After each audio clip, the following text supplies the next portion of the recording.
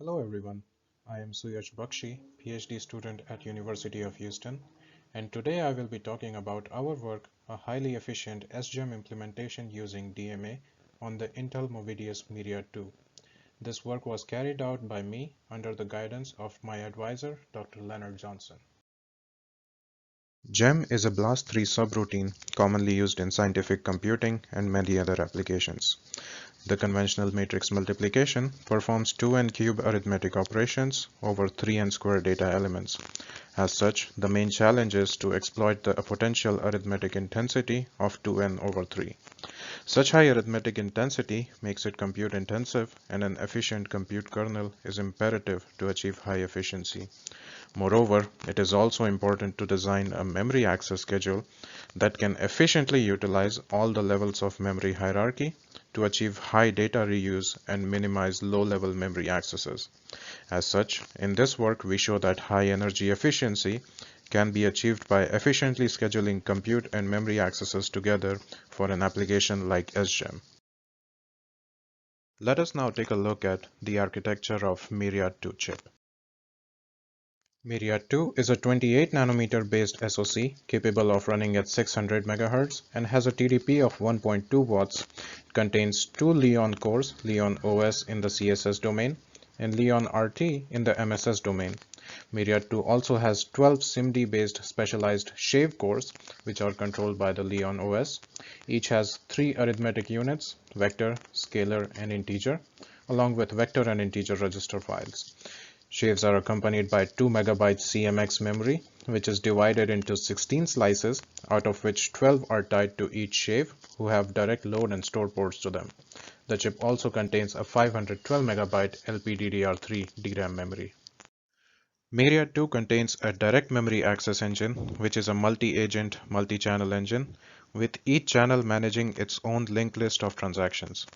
It allows to schedule inter-memory as well as intra-memory data transfers. As mentioned, the DMA operates using linked list of transaction descriptors, with each descriptor describing a single data transfer from source address to a destination address. By the use of linked list, multiple such transactions can be chained together, thus reducing the scheduling overhead. As a result, completion of one transaction in the list can trigger initiation of the next transaction. The DMA also supports 1D, 2D, and 3D transactions. Let us now take a look at our SGEMM implementation. It contains two parts, the compute kernel and the data movement. These two are then efficiently scheduled together to achieve high performance and energy efficiency. Before we move to the implementation, here's a quick illustration of inner product, also called the dot product, and outer product, also called the cross product. These will be frequently used in the further discussion. Our SGEMM compute kernel is similar to the kernel implemented for Myriad-1, which was published in IEEE Micro, for which the code was shared with us. However, we added optimizations to it that resulted in a 2% overall performance improvement, which is discussed later on. The compute kernel is a multi-level kernel with each level corresponding to the levels of memory hierarchy.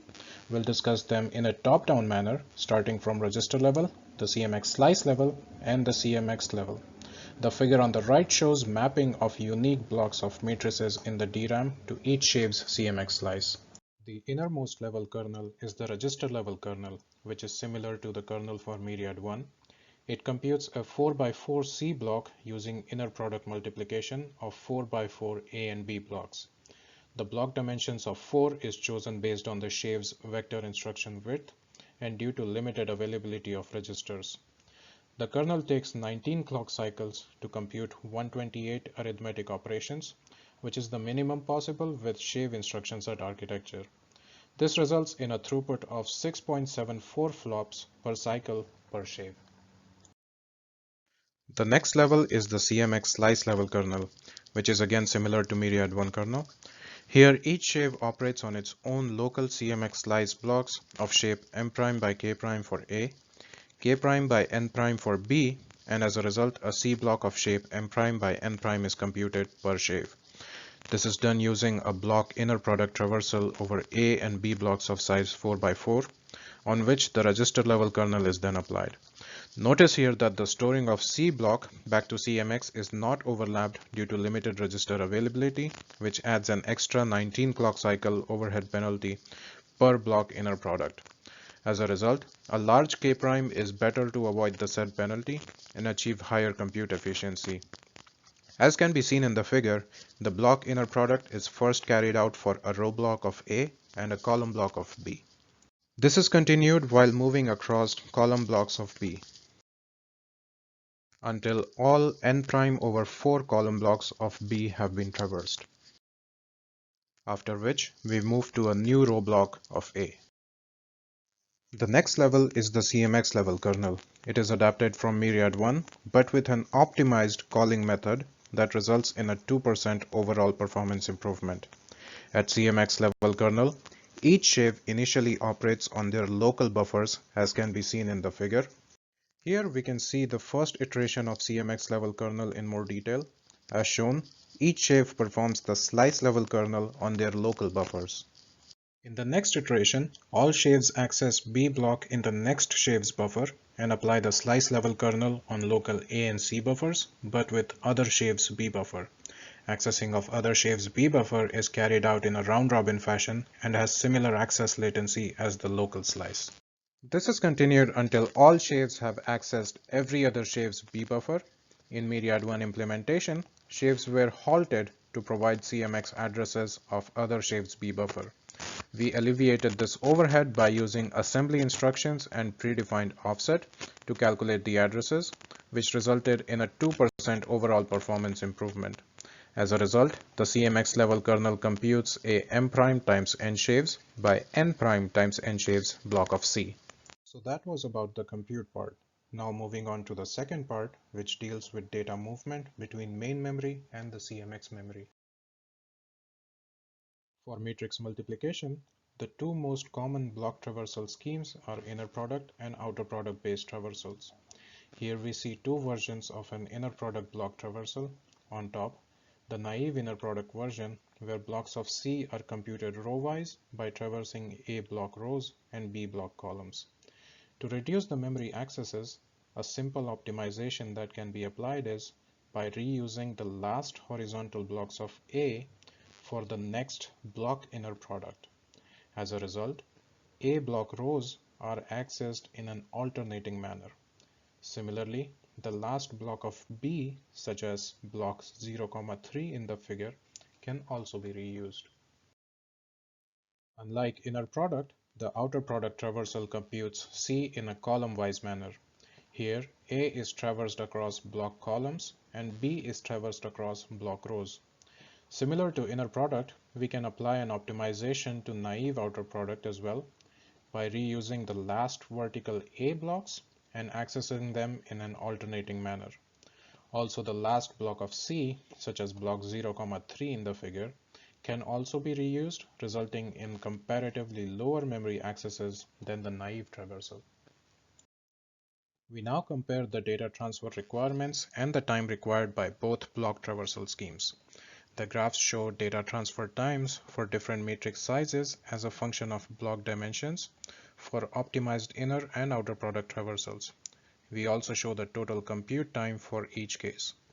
As we can see, the optimized inner product yields lower data movement time for K prime smaller than 300, and the outer product yields lower time for K prime values larger than 400. Moreover, recall from slice level kernel discussion that a larger K prime is better for compute efficiency, which is evident in the shown plots. Most importantly, the compute time always dominates the data transfer time.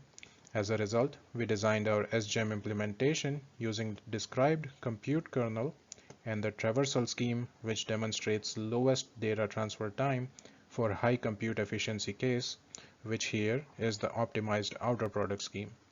We will, however, show that even though large K prime results in high compute efficiency, it does not necessarily result in best overall efficiency. Next, we will see how the compute and data movement parts are scheduled together. Our DMA schedule runs on the Leon OS that controls the DMA engine to schedule data movement and compute in accordance with optimized outer product traversal scheme. The DMA transaction lists are stored in the CMX slices that are not tied to any shave. Separate lists are used for each matrix, and block loads and store transactions of a matrix for all shaves are chained together in a single list. Leon OS updates transaction lists concurrently to shave operation.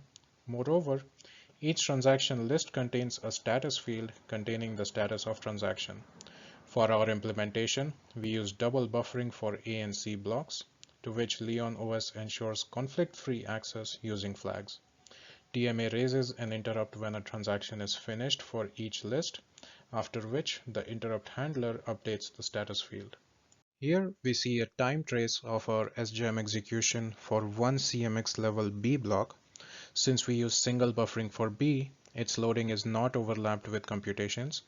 However, the loading of matrix A and C blocks, as well as storing of C blocks, is completely overlapped with the kernel execution. So that was our implementation. Now moving on to the results. First, we see the DMA performance. Here, table on the right shows measured bandwidth for data transfers for different matrix sizes using the best performing CMX slice block dimensions, 12 shaves, and a burst length of 8.